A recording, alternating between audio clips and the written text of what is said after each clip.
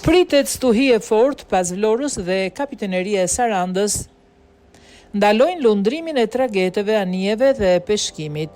Kapiteneria e Sarandës ndalon të gjitha lundrimet për ditën e nesërme në portin e saj në Bregdetin e Jugut për shkak të përkeqësimit të motit dhe fortunalit që pritet pas ndryshimit të temperaturave në rajonin ballkanik. Me një njoftim zyrtar të ditës së sotme bëhet me dije se për nesër do të ndalohet lundrimi i tragjeteve dhe anijeve turistike si edhe atyre të peshkimit për shkak të përkeqësimit kushteve hidrometeorologjike dhe në interes të sigurisë së lundrimit.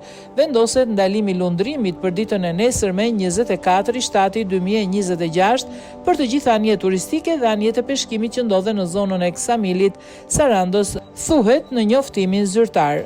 Më tej jepet këshill për pronarët e mjeteve lundruese si dhe për operatorët që ta respektojnë urdhrin deri në një njoftim të dytë nga autoritetet për të shmangur rreziqet. Të gjithë pronarët, operatorët dhe kapitenët e mjeteve lundruese janë të detyruar të respektojnë këtë urdhër dhe të mos kryejnë lundrim deri në një njoftim të dytë nga autoritetet përkatëse, sqarohet po aty.